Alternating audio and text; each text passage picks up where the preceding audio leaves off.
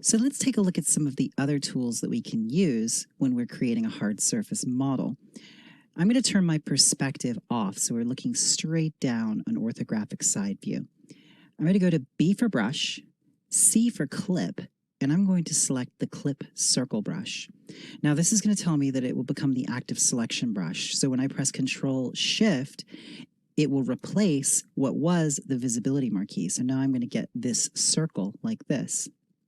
Now, the way this brush works is, if I press Control Shift, click and drag, it creates a circle. If I press the space bar, I can move the circle around. Now, I want to avoid putting the crosshair over the model, so I'm going to leave the crosshair outside the mesh, and then let go, and it cuts away, or clips away, everything but what was inside that circle. If we undo that, and then repeat that, draw our circle. Now this time I'm going to press the Alt key, and you see it shades that circle. When I let go, it clips away what's inside that circle. So it's revealing that under section there. So this is a way that we can sort of clip out areas of the model to add some more complex surfaces. So if I go to B for brush, C for clip, there's some other clip brushes here. I have the clip circle center. I'm going to skip that node so it doesn't pop up every time I select one of those brushes. Now this creates a perfect circle. You see if I hold down the Alt key, it clips out. Now what happens if I let that circle crosshair intersect with the mesh? This is actually quite interesting. If I hold down the Alt key, what this will do is it creates a sort of cylindrical countersunk form there. Now that might be something that you want to do for maybe a point of attachment or a little bit of detailing, like maybe I want to put something like that right here. Hold down the Alt key and zoom in. Now you see we get this sort of countersunk circle.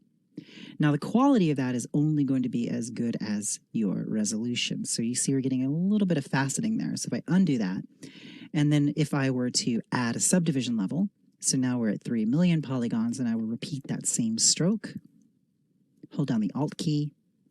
Now you see we get a bit of a better result there. I'll undo that.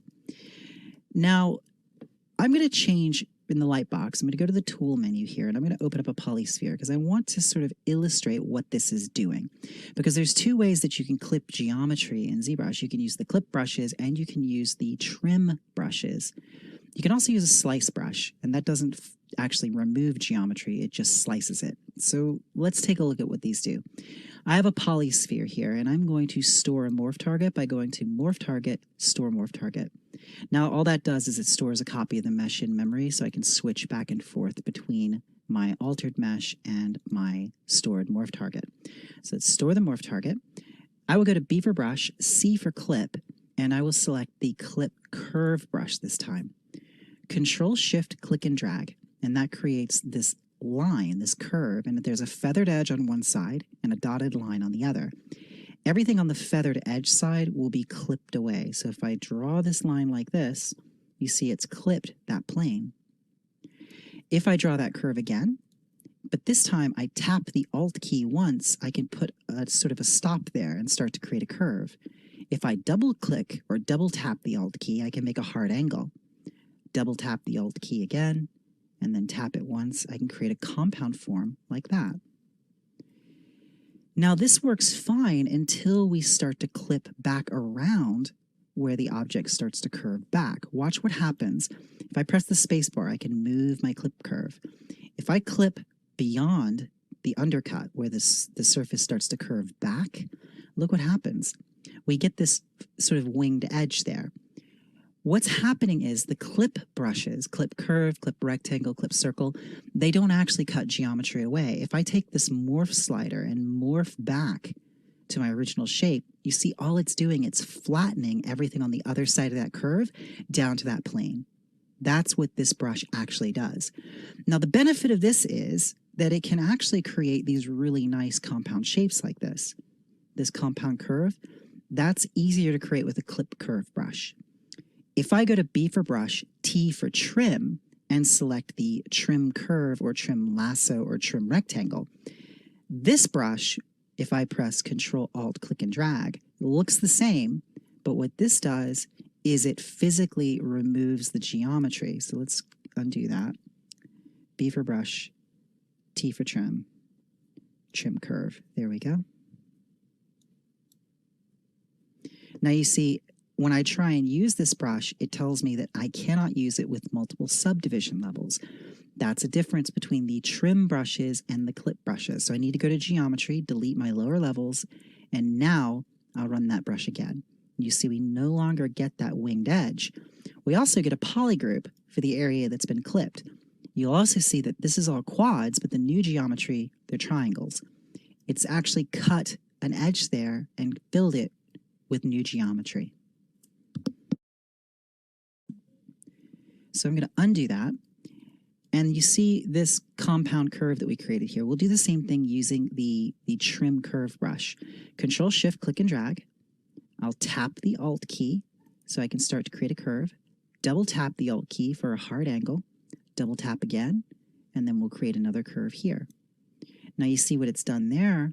It's actually filled that hole, but we don't get the same crisp quality to our edge. We'd have to go back with the clip curve brush and then repeat that, just trace back along that. So we'll just trim it down just a little bit closer. Like this. And then that will clean that up. And of course, we have a little bit of stretching there, and that's just down to where I placed that curve. So if I did this again, tap Alt, double tap Alt, double tap Alt, tap Alt, we'll get something like that. So then we can replicate that same sort of sharp edging, but we can have it past the point of the curvature.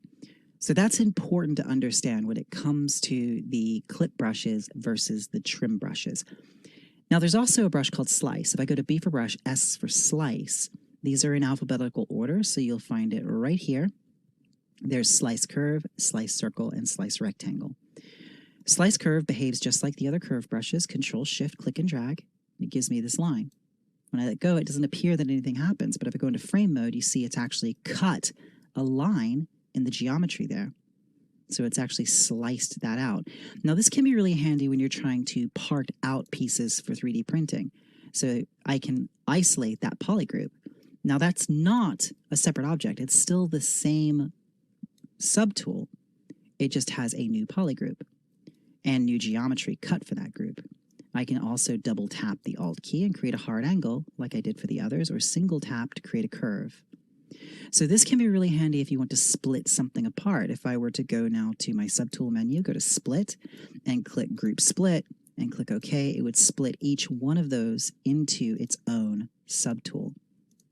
So if I isolate this subtool here, turn on Solo, you see that it's a shell, so I would need to hole fill that to get a solid object. So I'd have to go to my Geometry, Modify Topology, and say Close Holes. And that would close those holes. But you see, it's not going to give me the perfect kind of shape that I would get otherwise.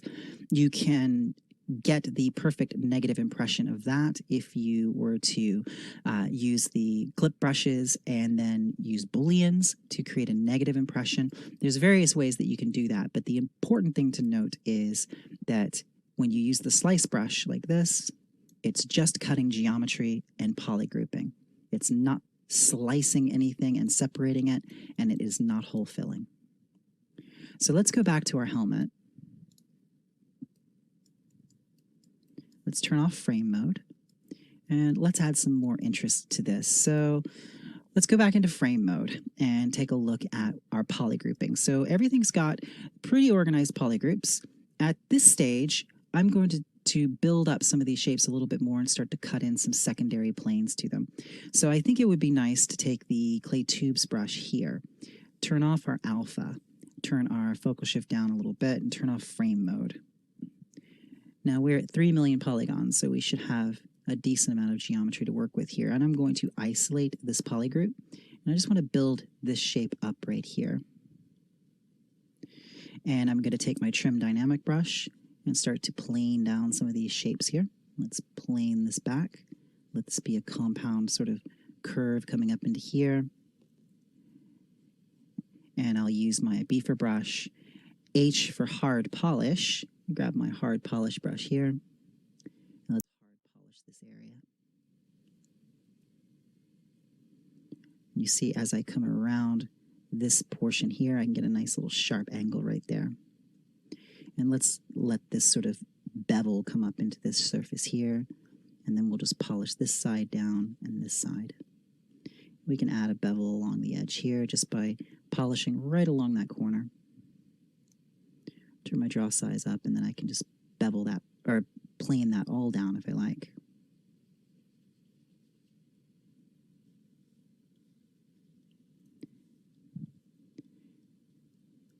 Let's take our hard polish and do a little bit of polishing on this side here, maybe a little bit of polishing here. Let's go back to B for brush, P for polish, and just use the standard polish brush. We'll do that same brush right here. I'm going to turn my Z intensity up a little bit so it's a stronger brush. And watch what happens here if we polish along this area. You see, we can start to sketch in these sort of plane changes. I'm going to hold down the Shift key and just smooth out any sort of nuance there. Now, let's get that tied in there. So,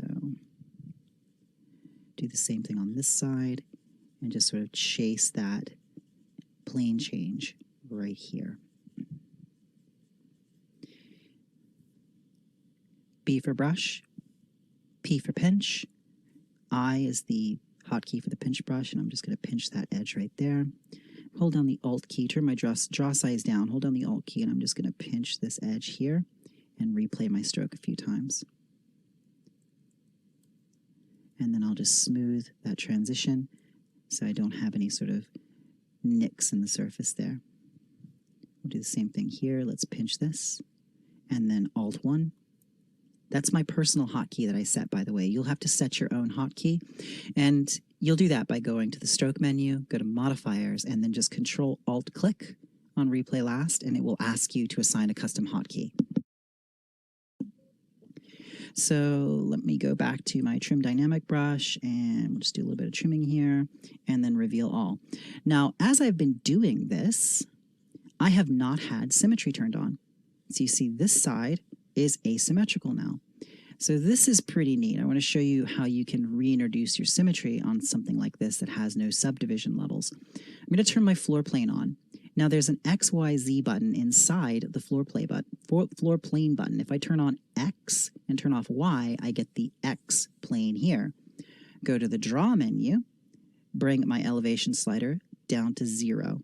So sometimes it's easier just to type in 0. That sets it right at world center. Now I will go to Geometry under the Tool menu, go to Tool, Geometry, and there is an option here called Mirror and Weld right there, and it defaults to the X-axis. Now I've got 3 subdivision levels. If I click that, it tells me that I cannot do this with multiple subdivision levels, so I need to delete my lower levels and then Mirror and Weld. And what that's going to do, it's going to mirror what's on this side over here and then weld it together.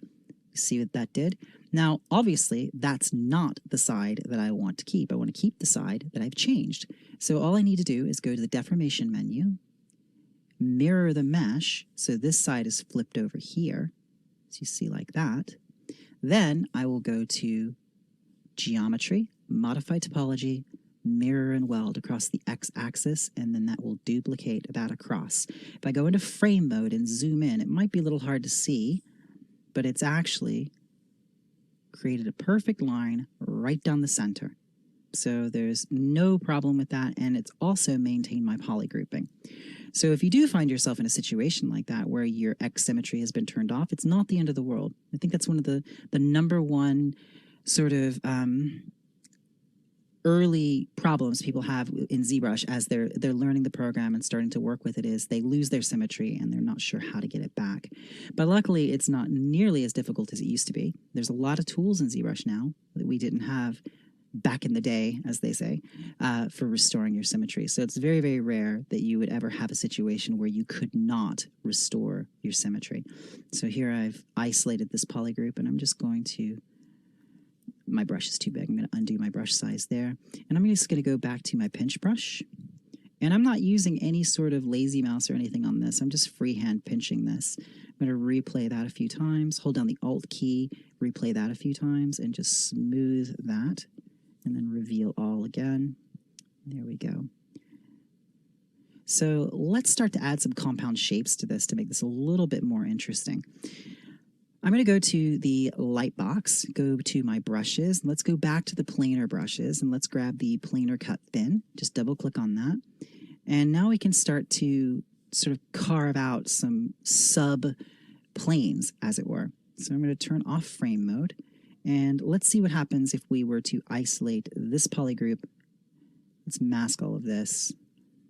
Invert our masking, and that's going to protect this area from any impact from this brush. Now I've got a little bit of extra here that I don't know that I want, so I'm going to mask this as well just by control clicking on the background, and sometimes it can be a little bit hard to spot. So just to be sure, I'm going to hide this polygroup and this polygroup, mask everything, and then reveal all again. There we go. That's the area that I want to actually impact. So if I take my planar cut thin brush, I can start to create, as I showed you earlier, these sort of islands, these subsections of detail. If I turn my draw size down and work from here, you see that we're starting to create these really neat compound shapes here. If I drag this through here, I can create these sort of panel lines. And this sort of stuff is actually quite challenging to model under, normal circumstances in Maya. And it's, again, what makes ZBrush Hard Surface so very special is that you are able to do this sort of thing using a sketched base approach, where you'd really have to have things planned out, unless you're an exceptional hard surface modeler. And I've been very lucky to know a lot of really good hard surface modelers. They can sketch hard surface. They can work out things on the fly.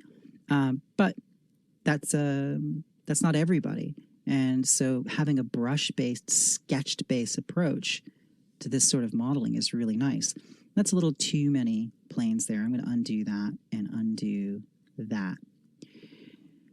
Now, another thing that might be handy at this point is to break this out into different panels. So you see that this is still giving me some jaggies along the edge there. Well, my 3 million polygons are for the whole helmet, so this is not as dense as it could be. I know that this piece is going to be separated.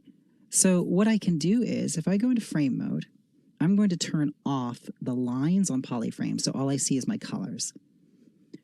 So if I Control-Shift-Click and isolate that polygroup there, let's zoom in and take a look at what we have in the thickness here. So you see that we've got these thickness areas. Let's turn the line back on so you can see. So I could probably expand this out and get a little bit of that thickness in there. So I'm going to go to Visibility, and I'm going to shrink. Now, as I shrink my visibility, because we used panel loops, it's going to just naturally start hiding those edge loops. So basically, I am sort of adding to what's hidden right now. And what's hidden, I'm going to split out into a separate object. So let's go ahead and, now it can be easy to kind of lose your bearings here. So you want to make sure that you rotate around and you're clear on where you are in the thickness in the shell. So I'm going to go ahead and keep shrinking visibility. I just want to get down into the depths of that, that panel, like that. Now, I am going to save my work. I'm going to turn off frame mode. And I'm going to go ahead and take this opportunity to save my work. Now, I have that section hidden. If I go to my Subtool menu, under Subtool, I have a menu for Split. Under Split, I can split hidden. So if I click Split Hidden, it will take the hidden geometry and then split that out as a new tool. It also maintains its polygrouping. So let's turn off Solo. So now this housing is separated from this subtool, which is the visor. this top portion and these side panels and this back panel. So let's solo this, go into frame mode and take a look at what we've got. Let's turn the lines off so it's a bit easier to see now.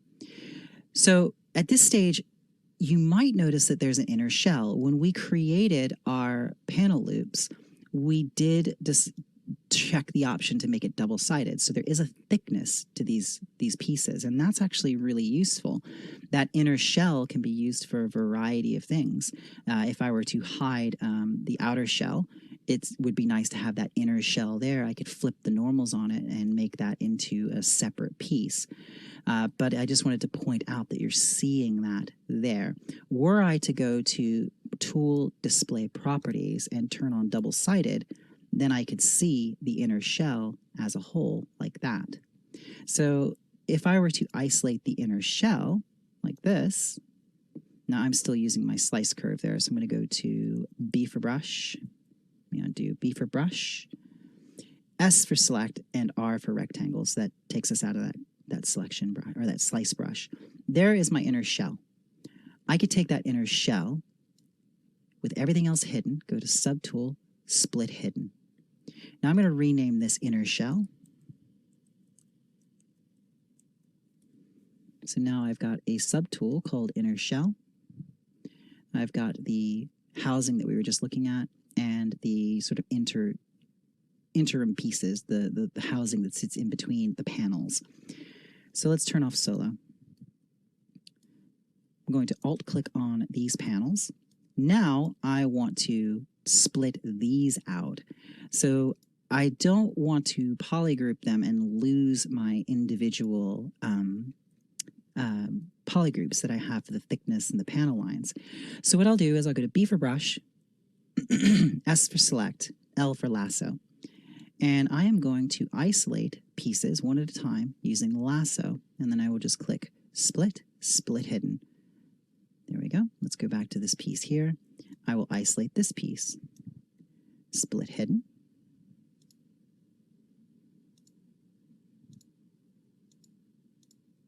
I'll isolate these pieces here. This is going to select both pieces on both sides, and I'm okay with those being a single subtool for right now, so I'll click Split Hidden, and then move down. Now we've got the visor and the bottom portion of the helmet, so let's select the visor, and then Split Hidden. Now I will turn off solo. Now let's do a little bit of work on the visor. Let's see what we can do here. So let's turn on visibility on other parts. Now with the visor, because I've got these polygroups, I could isolate just the surface of the visor. Now because I'm on the select lasso, it's going to try and select edge loops. So I'll go to B for brush, S for select, R for rectangle, and then that makes it much more straightforward. My control shift clicking.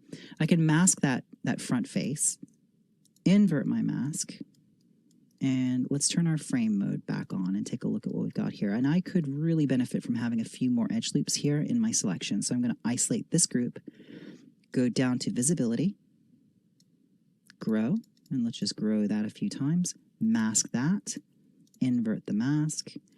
Now let's see what we can get if we want to sort of expand this visor out. Let's turn off frame mode. Probably the easiest way to do something like that is sort of a global deformation. We could use something like spherize. If I turn spherize up, that can sort of spherize that form.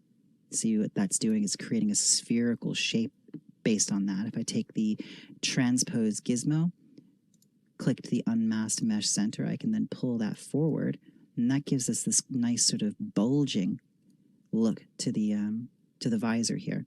So we can try that again. We can go back to spherize, and we can spherize it again.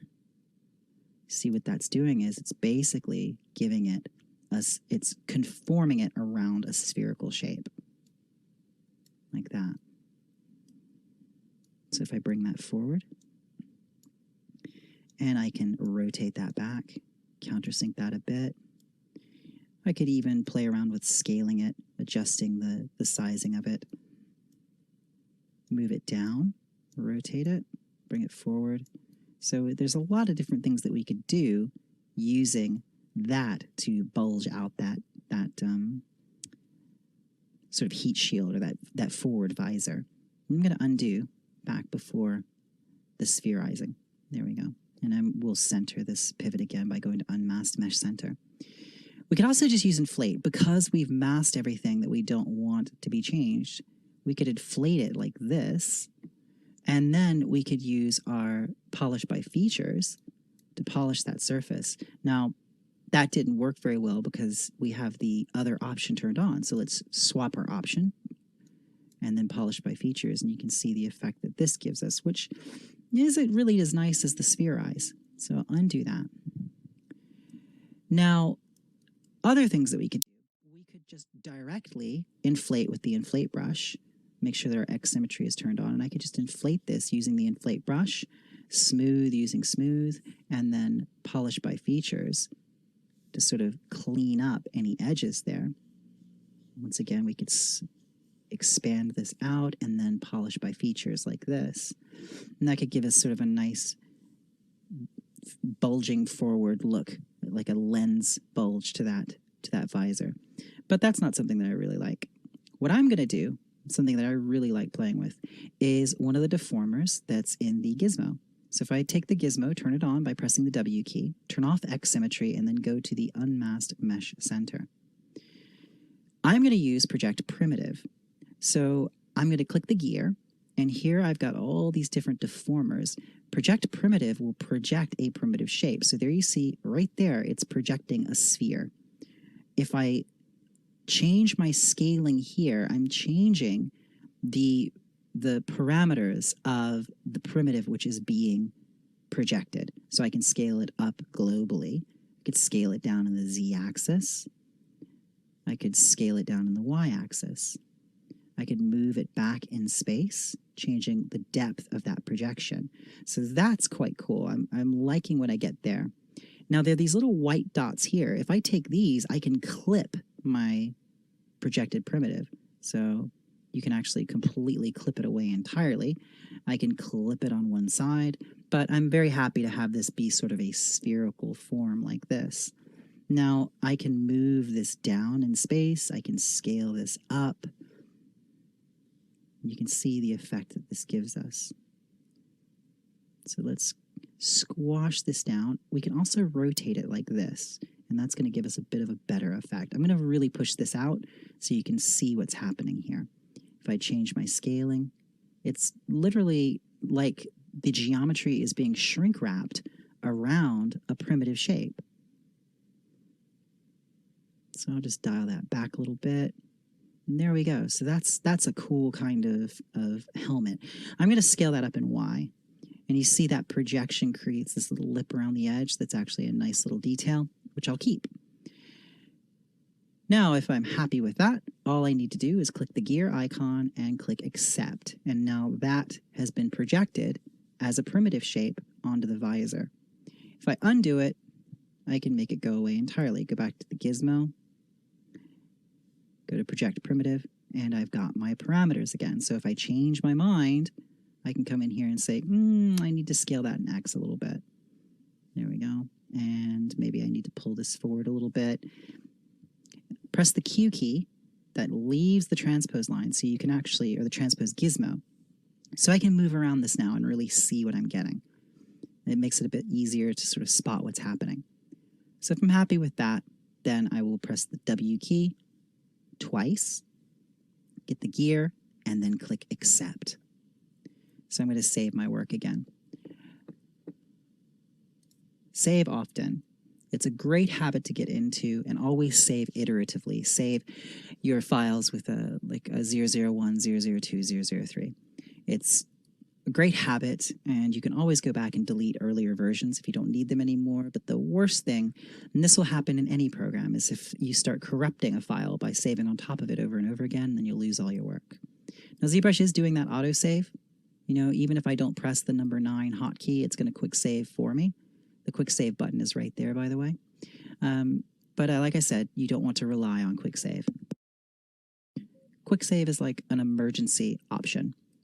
So I think that visor is pretty cool. Let's start putting some materials on this so we can get a sense of character as we work on it. So let's solo this subtool, Control-Shift-Click, make sure everything's visible and clear any masking. So there we go. Let's make sure we've got a little thickness bit here that's a little stray bit of geometry that I probably don't need. So we could isolate that and delete it just by hiding it and going to Geometry, Modify Topology, and then Delete Hidden. So Modify Topology, Delete Hidden, but I'm going to keep it just in case I decide that I want to use it for something. So I'm sort of, playing around with the tools as we're going and seeing what we come up with. So I might use that later for another bit of detail. So I want to put an interesting sort of surface material on here. So perhaps it's a heat shield, it's a sun shield or something. Maybe I'll put a droplet material on here, which is kind of a chrome, a nice cool metallic shader, cool as in color temperature. So I'll select material, go to color, fill object, and that fills that with that material. Now, if you want to render this transparent, that is absolutely possible inside of ZBrush, and we talk about that in the chapter specifically on materials and rendering. So be sure that you watch that, because I walk you through creating an eye that has a translucent cornea or transparent cornea. So we are able to render objects in ZBrush transparent. So we'll turn solo off, and then let's change back to our basic material too. So we've got a little visor here. Maybe I find that too overbearing. I could also change to Matcap Gorilla, which is a nice sort of black shader. It's a nice matte black. So I'll make sure material is selected and go to color, fill object. Now if I change to basic material too, we have that nice black matte material on the visor. So let's start to create some more details on here. We'll go back up to this top piece where we were going to use the planar cut thin. So this is now a separated object. So now we're only at 224,000 faces, or 224. That's the geometry we were working with earlier when we were getting the sort of nasty edges on what we were working on. So now we can actually divide this. Press Control D to divide this a few times. So now we're at 3 million polygons. So now we can go in here and actually use the planar cut brush again. So I'll go to B for brush, and it should still be here in my most recently selected brushes. There's planar cut thin. Now we're going to get a much sharper, cleaner edge. Do you see that? So let's go to the sides here. We'll turn our draw size down, and then we're just, let me undo. I would prefer it to be here. We'll do a little panel that runs right through here. You see, just for free, we can start to build up these really cool kind of shapes. There we go. Let's come around here to the back. I'm going to shift snap to a back view, and I'll do the same thing. Let's just run planar cut thin here. Let's turn our brush size up, and let's run planar cut thin here. So that's pretty neat. I like that compound form that's created. If I don't want something quite so complex, I can maybe come to the side here. Don't underestimate how nice it is to have areas where there isn't a lot of stuff happening next to areas of high detail. That's kind of a nice thing to keep in mind as you're working on anything, be that hard surface or costume or creature. It's areas of rest. So I'm quite happy with this shape here. So let's go ahead and save our work. So I'm going to Alt-click on these side panels to select these, and let's start to break these up into more aggregate parts. I think it would be cool to put a little countersunk cylindrical form here. I think that would feel pretty neat. So I'm going to go to B for brush, C for clip, and go to my clip circle center because I want it to be a perfect circle. Control-Shift, click drag, and then I'm going to let them go from about this angle here. So that has now created this really cool sort of countersunk shape there. I want to be careful that those don't read like little ears sticking out from the side of the head, but I think it should be okay. I'm going to do another one here, Control-Shift. Now, this is only 182,000 faces right now, this particular subtool, because we've broken this up. It's a lot easier to work with right now. So let's break this down further. Let's go ahead and do another clip here. So let's see, let's bring this to this angle. I want to look straight down the angle that I want to clip. And I'm going to hold down the Alt key And it's not quite giving me what I want. Let's see what happens if we do it here. No, that's definitely not what I want. So let me solo this. There we go. And this time, oops, this time I'm going to move that crosshair over, press the Alt key. Ah, there we go. So what's happening is it's just giving me the circle, but it's sort of pushing it in the wrong direction. I am kind of curious what would happen, though, if we carve out a negative space here, though. So I'm going to move this crosshair out and hold down the Alt key. And there we start to run into limitations in our polygroups, and also that we're using a clip brush. So I'm going to go to B for brush, T for trim. And let's do trim circle. Control Shift. Now, if I want to replicate that same behavior, by the way, where it's square and from the center, just go to my stroke. This is the trim circle brush using the circle stroke, but if I turn on square and center, it will replicate that same behavior of a perfect circle. So we can do something like this, and that's interesting, but not really what I'm looking for. Let me see if I can't do something here. Oops. Control Shift click drag, hold down the Alt key. Let's see what happens if we pull something back from here. I'm accidentally hitting the Control key. That's why I keep getting the show hide marquee. Hey, that's cool. That's interesting. So a lot of this is exploratory, you know, as you're developing shapes. Like I said, it's a sketch-based process. So I'm going to undo that, and I'm going to do this from here. And I want, right now what I'm doing is I'm looking at, let's move this over here. I'm looking at this curve, and I'm going to try and let that curve flow into this panel line here.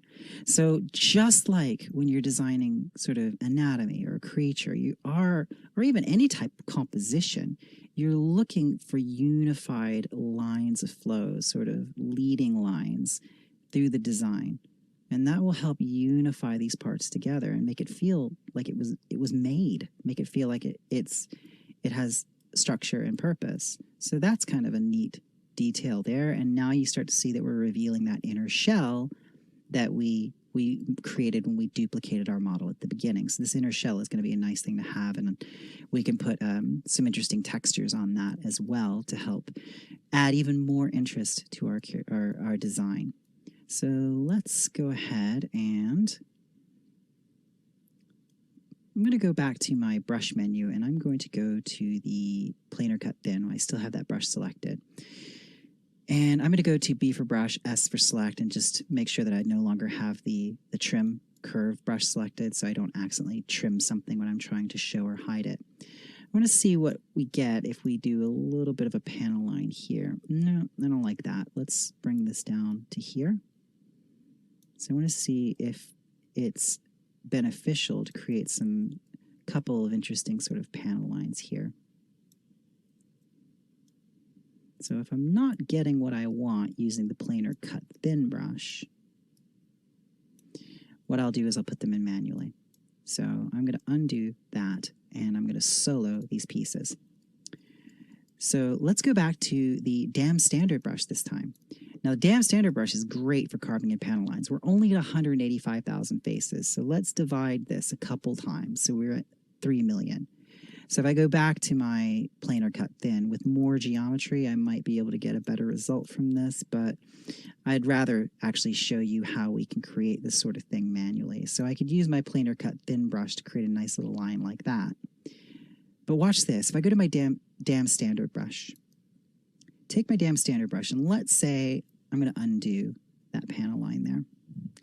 Let's say I want to create a panel line that runs from here down. So if I click with my mouse, left mouse button click, or touch down with my tablet pen, then press Shift and move my brush, I get this red line. Now this red line will give me a readout. This readout is the angle. So I'm just going to drag it to about here and then let go. And what this should do is give us, there we go, a perfectly straight line. Now it's too big, so let's undo that, and let's turn our draw size down quite low. And now let's do that again, because we're at 3 million polys. We should be able to actually handle a pretty nice sized panel line. There you go. Look at that nice crisp panel line there. Let's do another one. Let's say we want our panel line to go from here. Oops. Don't forget to click, press Shift, drag, then let go of Shift, and it will carve the panel line. So let's do another one here, maybe like this. And because I've got symmetry turned on, it is carving those lines on both sides.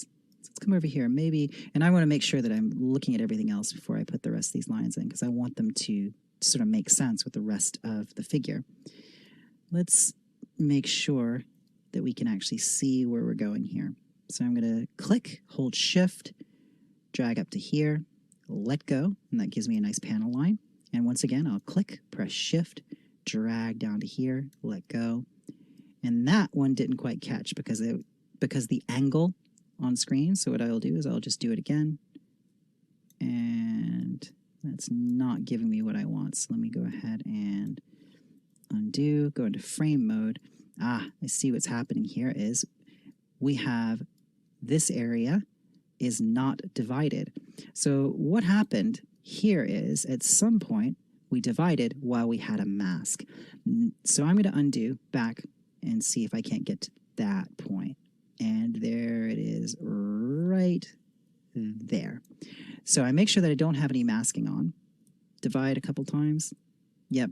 So basically, when I created this plane here, what happened was it stretched the geometry out. So we end up with not a lot of geo in this area.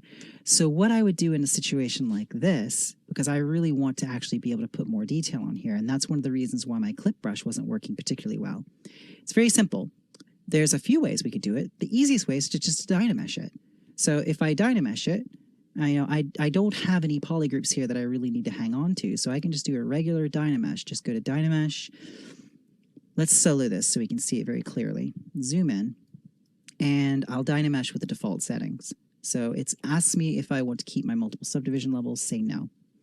And obviously that's not dense enough, so I'm going to undo that. And let's turn up our resolution and then Dynamesh again, say no. And that should actually, we could go a little bit higher, but I'm not going to.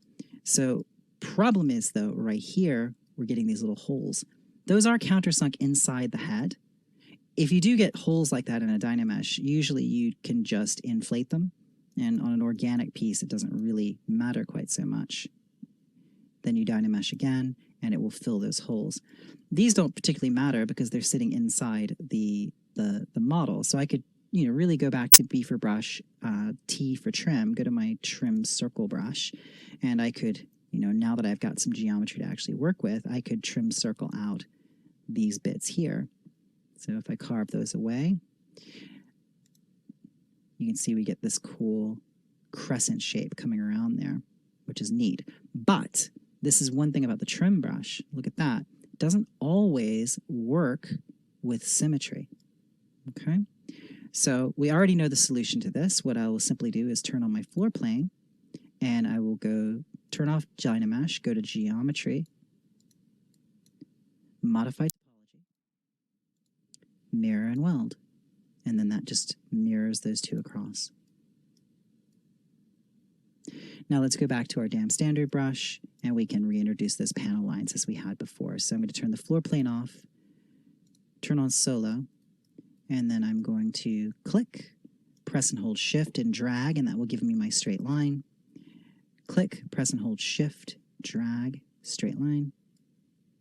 Do the same thing up to here and down to here. Now it gives me a nice panel line there. So let's maybe put a little line here. And that's good. I think those will be nice.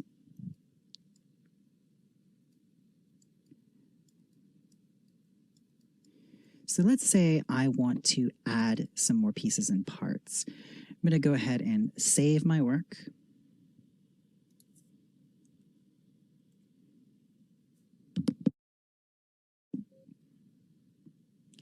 And And let's take a look. If we rotate around to the back, we still have this panel back here that we haven't really done anything with yet. So let's solo this, take a look at it, go into frame mode. Now, as it stands, this is pretty dense. So one thing that a lot of people neglect to realize is you can just rough something out with your hard surface brushes and panel loops and things like this, and then just remesh it. Just retopologize it with Z-Remesher, and then carry on manipulating it as you kind of would just normal hard surface models. So what we'll do is we'll go to Z-Remesher for this particular part. Now, there's a lot of polygrouping here. If we rotate around, you see we've got this bit of shell here, which is a separate piece. And we've got this bit here. As a matter of fact, I can Control-Shift-Click and hide that bit of shell. So let's see if I hide that and then turn off solo. You see what that does is that gives me a real nice view into the undershell, the under layer there, which could be quite nice. So what I'm going to do is I'm going to retopologize this. I'll go to Z-Remesher. Now, I want to keep the overall shape of it. So we have an entire chapter, which you may or may not have seen already, just on Z-Remesher. So you need to know, in Z-Remesher, we can detect edges and keep creases. We've got all sorts of ways to retopologize a hard surface piece to maintain its form. Something this simple, it might work just under its default settings. So it is symmetrical. I'm going to leave X symmetry turned on, and I'm going to Z-Remesh it. We'll let that process, and it should go pretty quickly because it is a relatively simple object. There we go.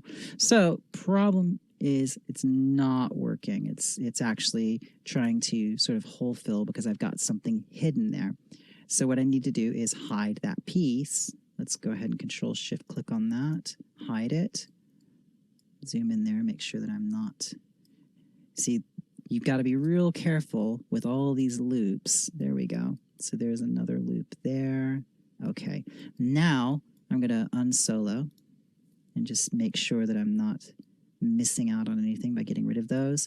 I need to make sure that I go to Geometry, Modify Topology, Delete Hidden. Now I can retopologize. So let's Z-Remesh it.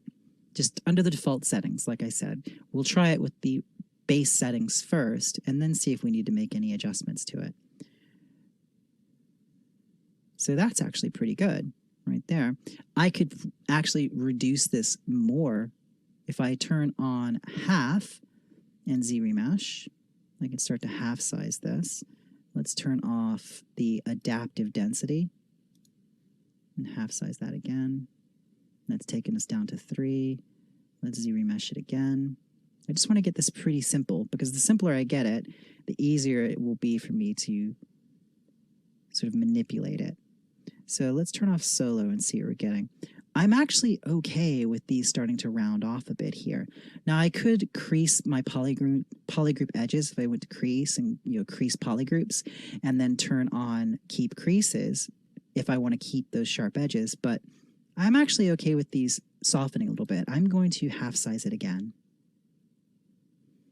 And I think that's one too many, so I'm going to undo. Now, let's take a look at what happens if we turn on dynamic subdivisions. Let's give it a dynamic subdivision level here. See, it starts to create the look of a smoothed object here. With dynamic subdivisions on, I can use tools that require only a single subdivision level, but have a smoothed object as I'm working. For example, the Z modeler tools. So I'm going to Shift D to turn off the dynamic subdivisions, and I want to just sort of polygroup this little loop here. So I'm going to go to B for brush, Z for Z modeler, select the Z modeler brush, click OK, and I'm going to zoom in here, and I've got this poly loop here that goes all the way around. Should be this one right here. I am going to press the space. I'm going to mouse over the face, not the edge. Let's zoom in really close so you can see. I'm mousing over the face, and there's this orange line, and I'm going to let that orange line point in the direction of the poly loop that I want to polygroup. Press the space bar. I'm going to select polygroup, and I'm going to make my target poly loop. All right, now if I click here, it's going to polygroup that loop. Now I could do that again on another piece, say here, and then that gives me a polygroup that runs around that loop, but I don't want that crisscrossing. I just want to get this piece here. So now I'll press the D key, and that's dynamic subdivision. Say yes. Now you can see that it gives the impression of this being a smoothed object. Now I could change my my type of quick grid. So I've got Q grid 1, 2. That gives me a nice smooth look. I can adjust my flat subdivision levels here. So let's turn up flat subdivs 1. You can see that that actually gives me the faceting. Let's turn off frame mode. So that sort of bakes the faceting in. If I take the Q grid down to 0 and my flat subdivs, you see the effect that that gives us. So let's go ahead and bring this back up to 3, no flat subdivs, and I'm going to mouse over this face. This is a polygroup island. So what I'll do is I'll mouse over this face, press the space bar, and go to QMesh. My target is going to be polygroup island. So this is going to extrude this island out like this. You see? So let's do this again. I'll do it one more time, and we can start to extrude these pieces out. So let's do another one here, like that. Maybe I want that to really come back out from the head. It's going to check that in terms of the silhouette. Now, if I want to sharpen areas, I can mouse over an edge like this, press the space bar, and I can crease. We'll do edge loop complete, and that will crease that whole edge loop. I can do the same thing here on this perimeter. I can crease that edge loop. Let's undo that. And I'm going to go to my smooth subdivisions and just turn up the number of smooth subdivisions here. Set Q grid down to 1. There we go. Let's crease this edge again. You see what that does there? That gives me that sort of hard edge there. Let's do the perimeter. There we go. And then I will do this perimeter here. Sometimes it's a little bit of a trick to just get that edge. There we go. So I can sharpen that edge like that. Now, if I hold down the Alt key, I can make a face selection here. So I'm just going to select a group of faces like this.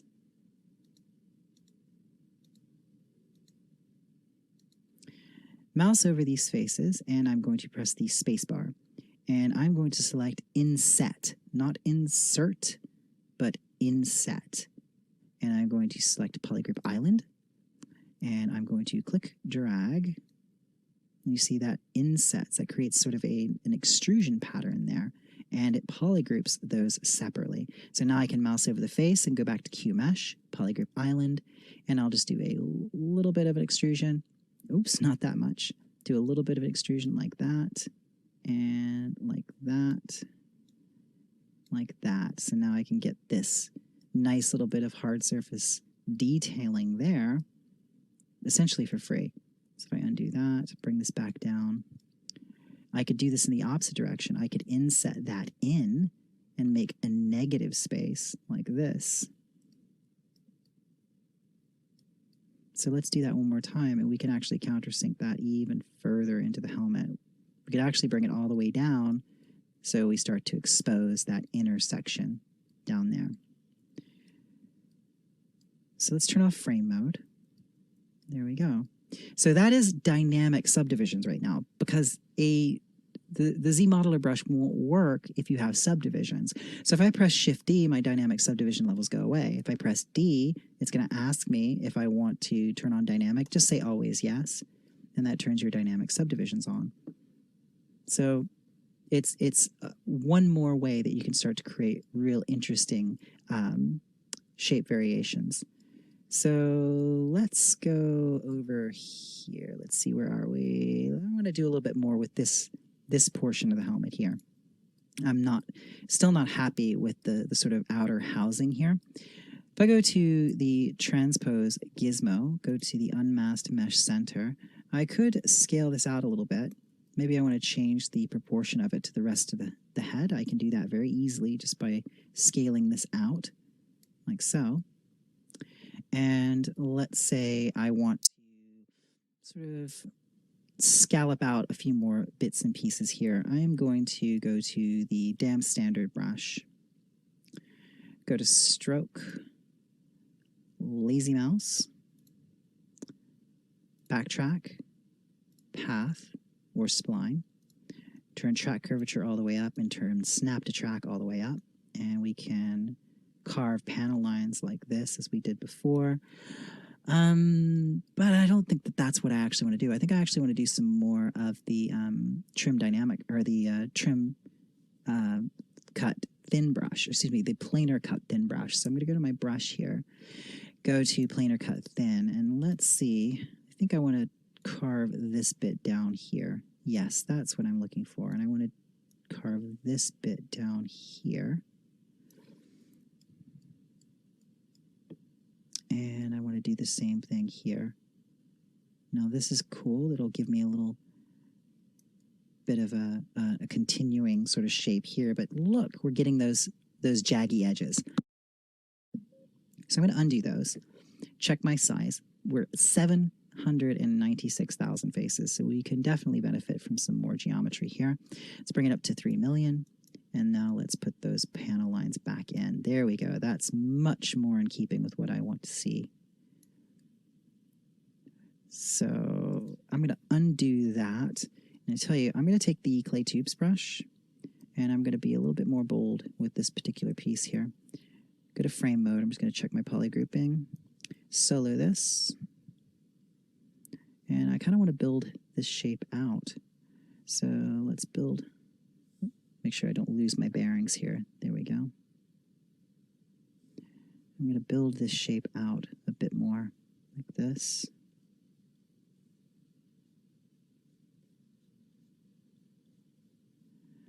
And take my trim dynamic brush. Oops. And there we go. We can start to really get aggressive on that form there. Let's get aggressive on this one, really carve that one back. Bring this up to here.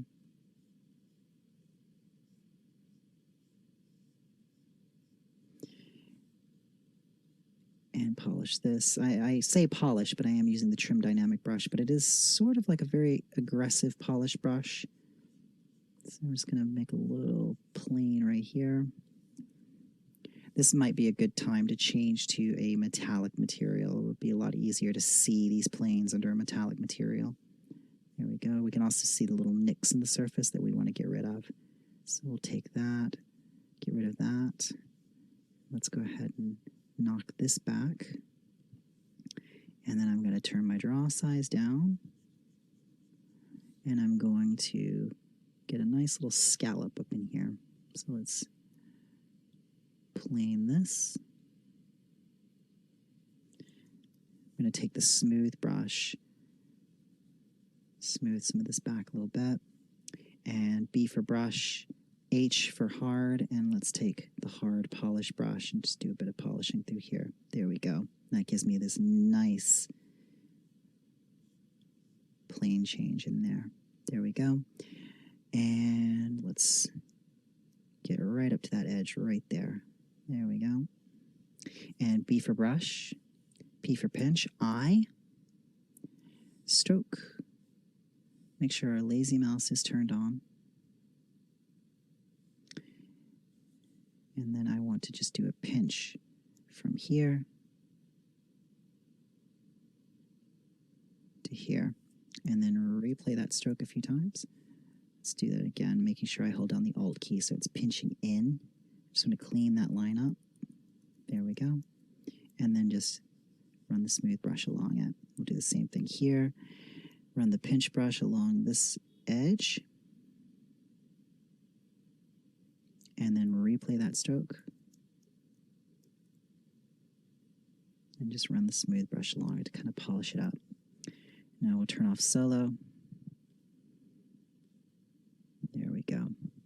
So I'm going to select this piece up here, and I want to start to put different materials on here. I'm going to select the Reflect Yellow material for this portion on the top. Go to Material, Color, Fill Object. Now I'm going to select the inner sort of intermediate portions of the helmet here. And let's make this red. So let's go ahead now and do some more work on this. I'm going to do B for brush, T for trim, D for dynamic. Do a little bit of polishing here and here. And this reflect red material is really good for showing you exactly what you're going to get on your surface. So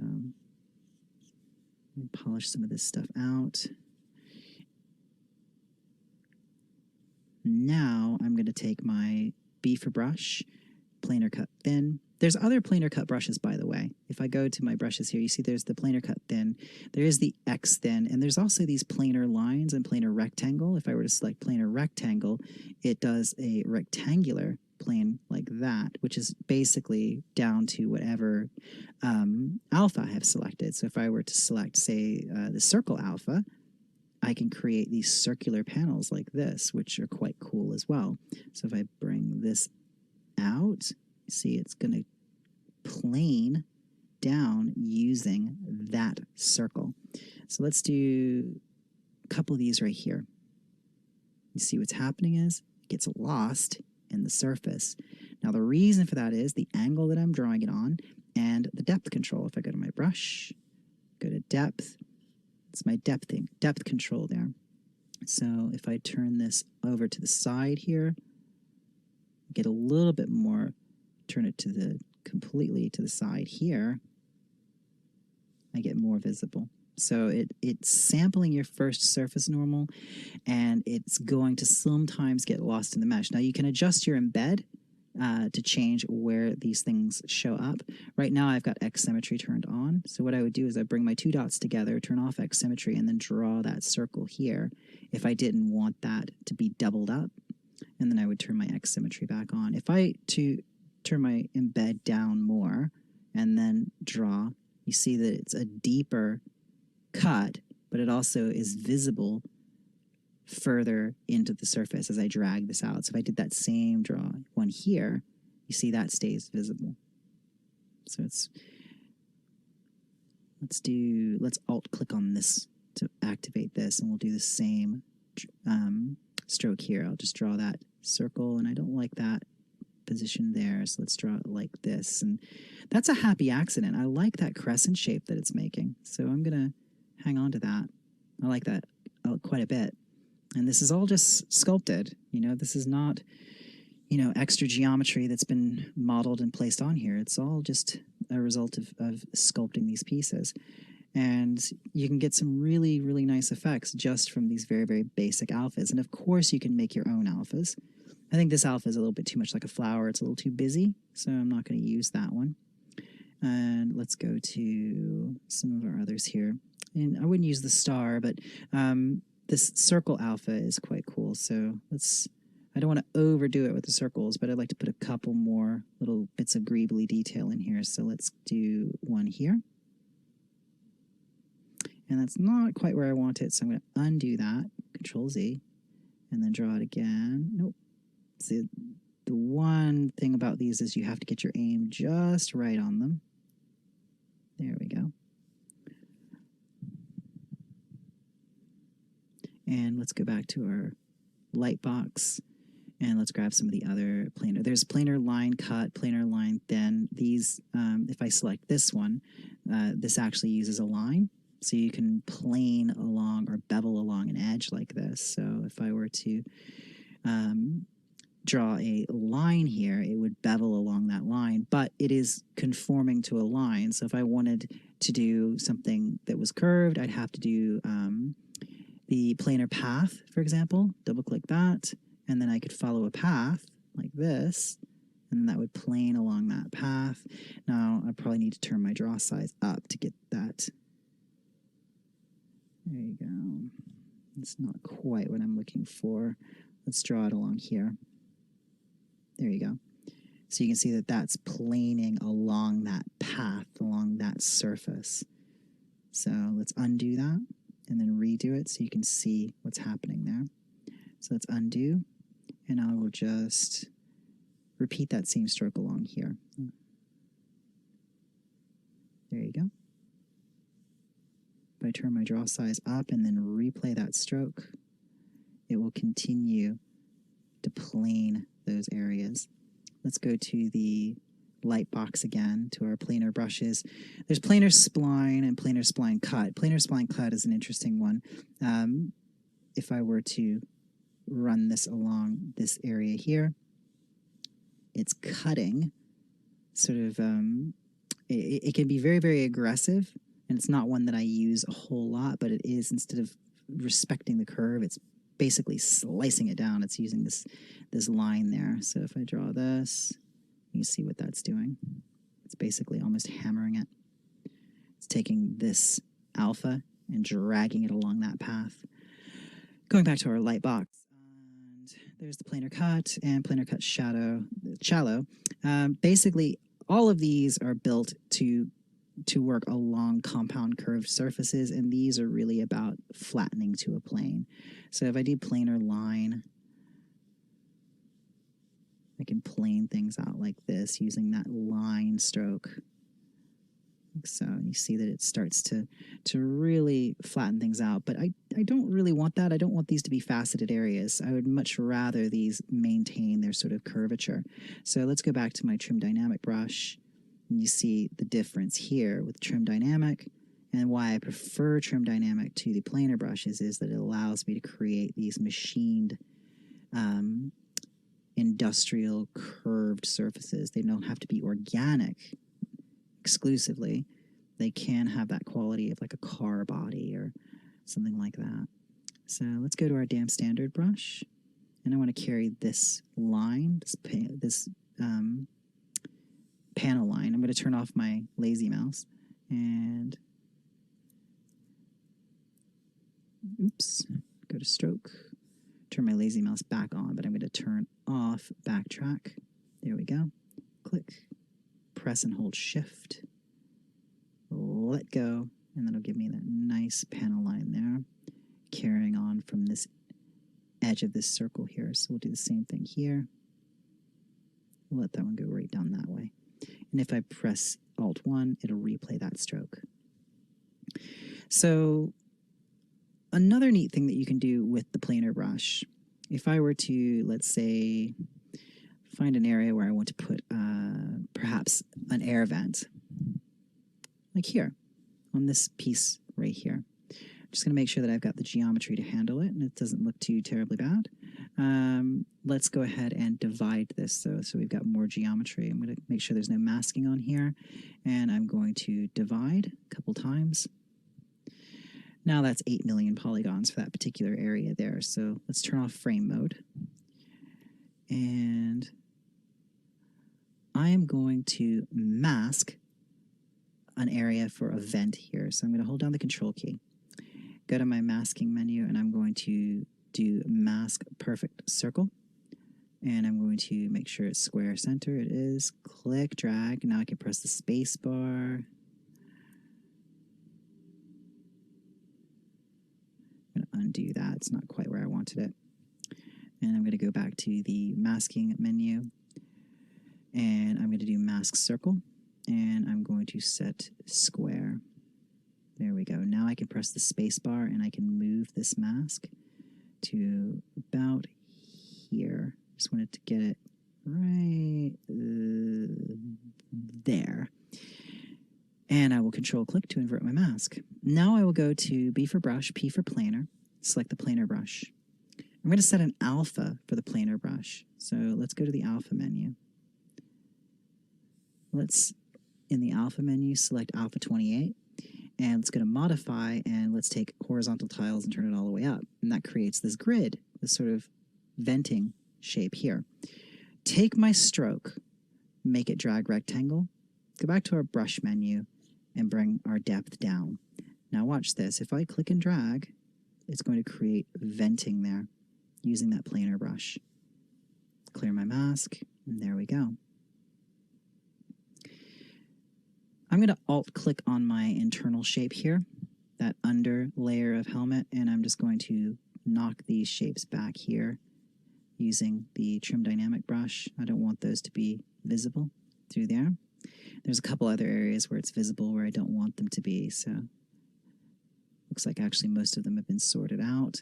So I'm going to select this material.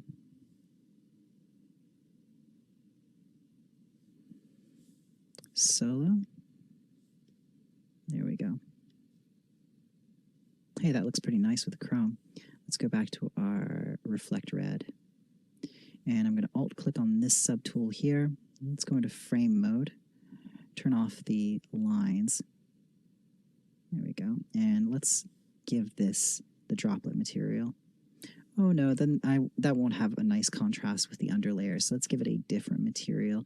Let's do reflect orange. It'd be nice to have a little different bit of material representation here. So we'll go to material, color, fill object, and then switch back to our reflect red. So now we've got yellow, orange, and red happening here.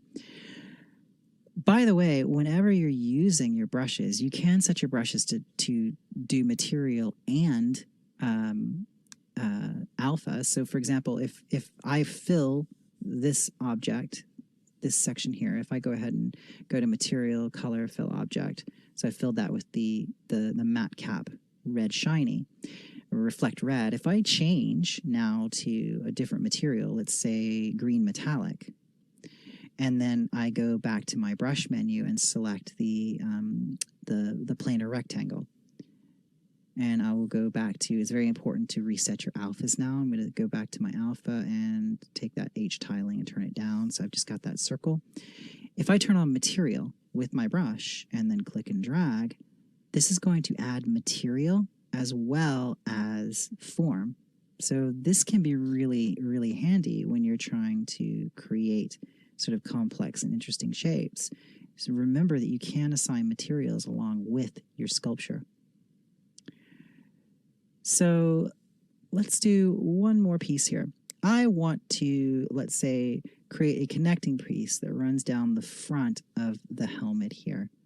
I'm not happy with like this big empty shape. I want like kind of a shape that runs this way. So let's save our work. I haven't saved in a while.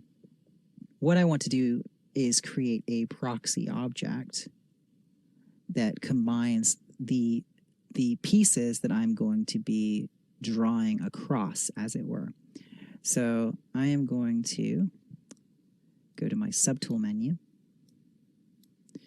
Now my piece is going to go from this across the visor. So this piece is already at the bottom, so I'm going to duplicate that. I'm duplicating it because I'm going to make a proxy object, which I will later delete. I'm going to select the visor, and I will duplicate that. I want to send the visor to the bottom of the list, so I will just control click, or shift click, I mean to say, on that down arrow. And so now I've got my two copies here. Select the visor. There's no subdivision levels in the visor, and there's no subdivision levels, well, there is a subdivision level on this piece. So I'm going to drop that down, delete higher, and I'm going to go to merge, merge down, and click OK. Now, solo this. This is just a proxy object. That's all this is, and it's just a surface upon which I'm going to use the either the topology brush or even mesh extraction. I just want to create a new piece of geometry here. So if I go to frame mode, turn off line, we've got multiple poly grouping here, and let's turn frame mode off. I think the easiest thing for me to do would be to do the topology brush. So I'm going to do B for brush, T for topology, and select the topology brush here. Turn my draw size up, and I'm just going to run a curve that runs right down the center of this, like this. And that's my center line. Now I'm going to turn my draw size down. It'll be a lot easier. I'm going to draw lines out from here. And I'm going to draw a line out from here. I want it to actually come all the way down to this point here. And I'm going to draw a line that connects those two. Alt-click and undo. So that's not reading as quads.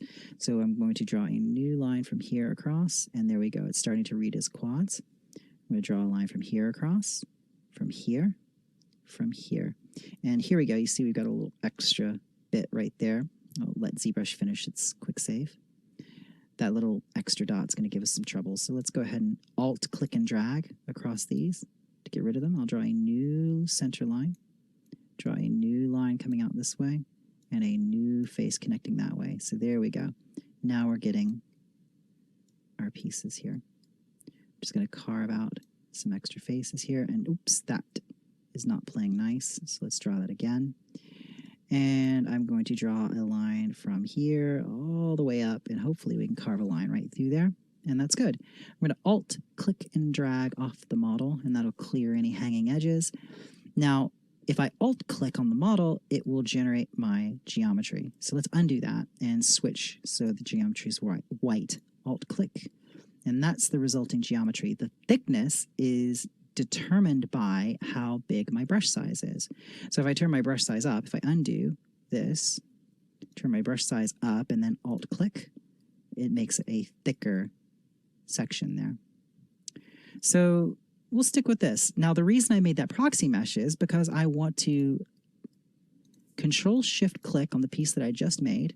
Now, it's got polygrouping on it for the thickness. So the easiest way to do this is when you generate this, it's going to mask everything but your new geometry. So Control-click on the background to invert your masking, and simply go to Visibility, Hide Point, and that hides anything that's unmasked. And then simply go to Tool, Geometry, Modify Topology, Delete Hidden. So now I've got this piece that runs straight down the center that I can use to create some kind of an extra bit of sort of mech detail here. We'll bring this down. I've got my X symmetry turned on.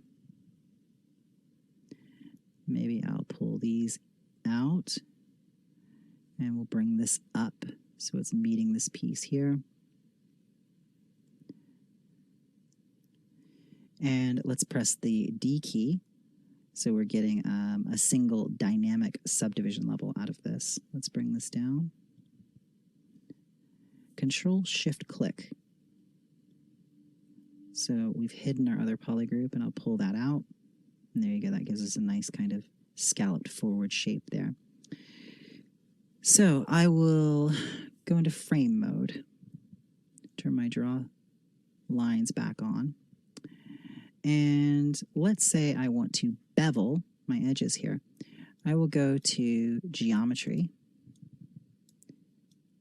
Crease, Bevel Width.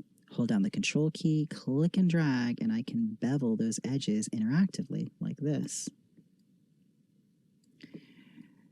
Now, Shift-D turns off my dynamic subdivision levels. I want to make sure that my edges are pretty evenly spaced. So I'm going to go to B for Brush, Z for Z Modeler, select Z Modeler, mouse over one of these faces, press the space bar, and I'm going to select Equalize and all polygons. Click and drag, and it will equalize the surface area. Mouse over an edge here, and I'm going to insert, not inset this time, but insert single edge loop. There. And mouse over the face, and we'll equalize our polygons again, like so. There we go. Now, I am going to create a Boolean subtraction object here by going to B for Brush, I for Insert, IMM Primitives. I'm going to select the cylinder insert, and I will go to Brush, Create, and select Create Nanomesh Brush. Now, nanomesh brushes are just insert mesh brushes that function with the Z Modeler tools. If I press the spacebar, you see it's set to Insert Nanomesh, and I'm going to set it to Polygroup Island. I will click and drag, and what that does is it draws out a single instance of whatever insert mesh I have selected there. So I will just drag out these cylinders like this. Now, if I go to the Tool menu, Nanomesh, here I can control things like the length or the height. I can adjust the Z offset, so I can set them deeper inside the surface here. So what I'll do is I'll just dial these down like that. And maybe I'll make them smaller. So we've got something along these lines here. And I definitely want the height to be longer. Let's turn on solo. I want to make sure that they're going all the way through. All right. Now, I can also tile these. So you'll notice that we have H tile and V tile. I could tile these 2 by 2. I could tile them 4 by 4. Now, that's sort of messing with the orientation. If that happens, it just means your faces aren't pointing the same direction. Go to Geometry, Modify Topology, and you have the option here to align edge. If I click that, it aligns all the edges to be going in the same direction, so your nanomeshes will actually be pointing in the correct direction. So let's go back to our nanomesh controls here. I'm going to close out of the alpha menu so I don't have quite so much open. So let's go back down to nanomesh, and let's take our tiling. Where did it go? We had tiling 2 by 4, 2 by 2. And we can turn up our size like this. And I'm going to turn my tiling down to 1 by 1. And that should be good. So why are we doing this? Well, I am going to go to the inventory menu here and click 1 to mesh. That converts those nanomeshes, which are essentially just instanced objects, into a new mesh with their own polygroup. Control-Shift-Click on them so I can hide them. B for brush, S for select, R for rectangle. There we go. Go to Subtool. With those pieces hidden, I will go to Split Hidden. Now I'm going to take this piece here, the front panel, and I'm going to put it into a new folder called Face Panel. And let's scroll down here. Let's turn off Solo so we've got all of our pieces visible again. I am going to turn on dynamic subdivision levels for that part and turn off frame mode. And let's give this a material. Let's change to the, let's say Matcap Gorilla. Nope, that blends too much with the faceplate. So let's change this to something else interesting. By the way, you can get a variety of different Matcap materials in the Pixelogic website. So this is a nice, no, I don't quite like that one.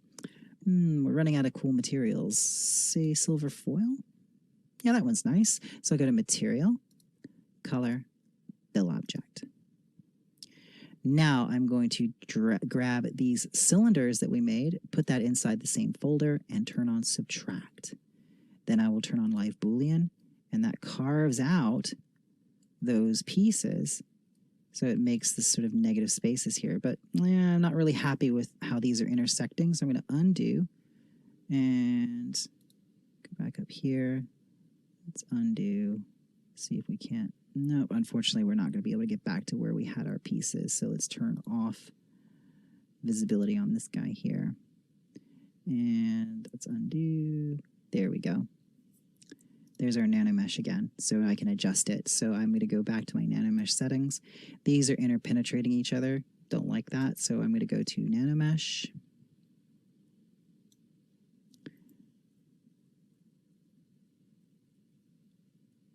There we go. Undo into the point that it's an editable nanomesh again. And let's turn our size down. So they're making individual holes there. They're not going to kind of merge into one another. And make sure their height is tall enough that they're going all the way through.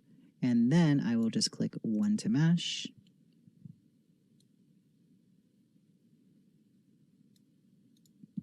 We can delete this old one. So let's just delete that one. Click OK. And Control-Shift-Click to isolate those pieces. And split hidden. And turn on our dynamic subdivision levels for the faceplate. Select these pieces and make them subtraction objects. And now you see that we can carve out these sort of negative spaces there on that helmet piece. So that completes this look at hard surface. We've covered a lot of ground and a lot of tools. And I've talked about a fair number of tools that we also cover in some other chapters as well, because like I said at the beginning, hard surface in ZBrush really refers to a suite of brushes and mesh operations and techniques that can be used to create hard surface geometry. With the exception of things like the planar brush proper, a lot of the brushes are not just explicitly only for hard surface, but they certainly lend themselves to creating hard surface objects. It's really a type of workflow and a way of approaching your model. So I hope you've enjoyed this tutorial and you found these lessons helpful, and you can take this forward and start to explore things like panel loops, group loops, the planar brushes, the dynamic trim brushes in your own workflow and create hard surface costumes and props and mechs. So thanks for watching, and I will see you in the next lesson.